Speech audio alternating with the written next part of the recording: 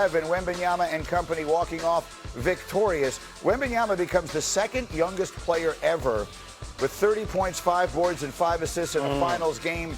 Only Magic Johnson did it younger. Wemby also joining Tim Duncan in 2003 as the only Spurs ever to reach those milestones in a game in the finals. So put your feet up. We got nothing but time to talk about this. Number one takeaway from last night, Windy. The young players from the Spurs in that environment delivering. 22-year-old Victor Wembanyama, Steph Castle, 21 years old, Dylan Harper, 20.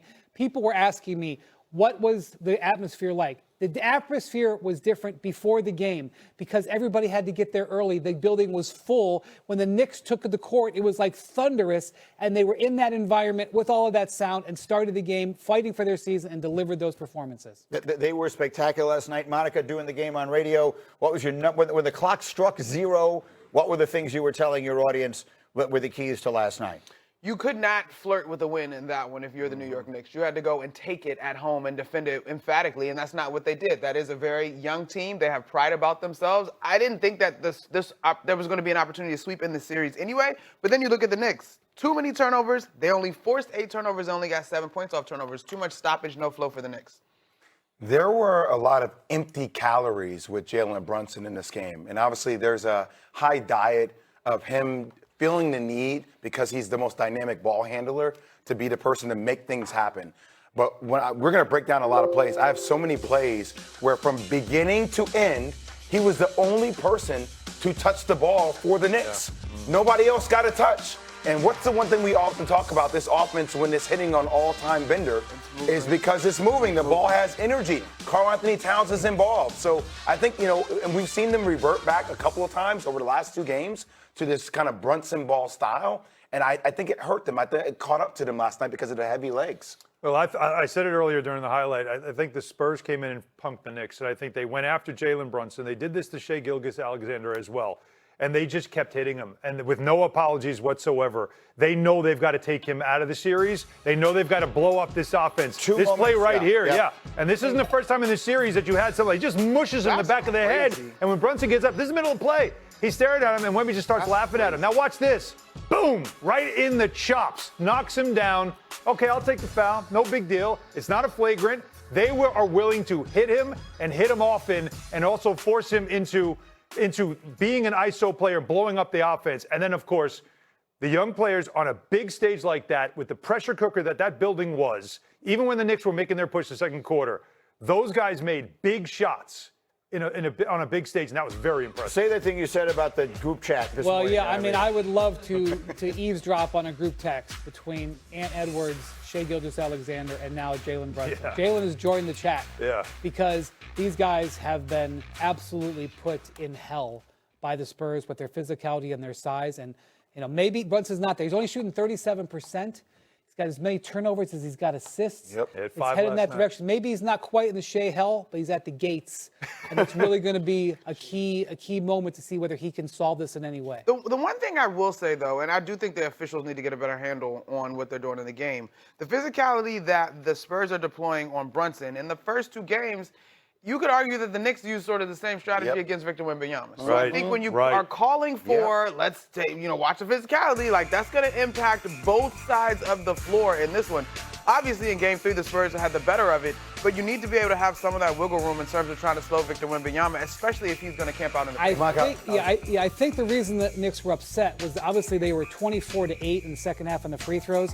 The game was being allowed to be played physical, and then all of a sudden the officials started calling the fouls, and the Knicks went into the bonus in both the third and fourth quarters. The fouls were even in this game, but the free throws were different because of the timing. Because of the bonus. Yeah, that was the difference. And I also feel like, Greeny, I know you said that you had this feeling too. Halftime after the Knicks made that run to close the half and turn a double-digit deficit once again into a lead at halftime, there was a sense of that quarter. By the way, 42 points they scored in that quarter, the most they've ever scored in the finals in franchise history.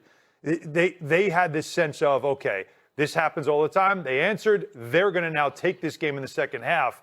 They did not come out in the second half with that same type of energy they ended it with. The Spurs did. Getting early bonus in that third quarter really changed the game. And everything turned once again in the favor of the Spurs in that third quarter, which also continues to why we're so impressed with this young team. because that's a crucible that they were in last night. And they were on the verge right there. The Knicks have knocked teams out with runs like that. And the Spurs did not take the knockout. They punched back again. I just don't want to hear this morning about big topics around free throw discrepancy or foul calls. And I guess it's because the Knicks didn't play a winning style of basketball last night. They didn't play a good style of basketball. And What do you mean by that? well, they weren't their traditional selves. Look, and we've seen this happen a couple of times where they find ways to win games down the stretch, even though they haven't been playing the style of basketball we saw them play in the last series, right, where the ball was moving around, the ball had energy. All I'm going to say is it's hard for me at times when a team is at home 2-0, and then all of a sudden the topic becomes about fouls, about the way the refs refereed the game. You're at home with a 2-0 lead. Play better. Like the Spurs took the game last night. I hear you, Jay, but I gotta say the strategy is very clear in terms of the Spurs being physical. Right. And so I agree with you, and I will say this: Mikal Bridges has been outstanding in this postseason run. He, in particular, last night got in foul trouble, only scored a basket. Like, it messed with his flow, and he has been important to the Knicks. I hear you. It should not be the end all be all, but I do think there's a very clear and deliberate. We're gonna be physical in this ballgame.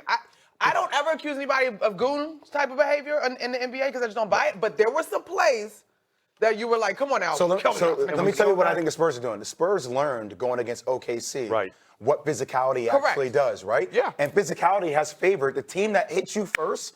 Typically has won every game that the Spurs have played in. I agree. Even when they lost games, they're like, oh, Wemby got hit in the mouth first by Karl Anthony Towns. He's being punked around. Like, we have to do that. So it goes both ways. I agree with you on that. Couple of observations that I can make as the morning goes on. Having been there, I'm not usually at the games, but I was there last night. And there are things that you see when you're there that you don't see on television. The grappling. The amount of contact off the ball in this series is unbelievable. It's like watching people play rugby.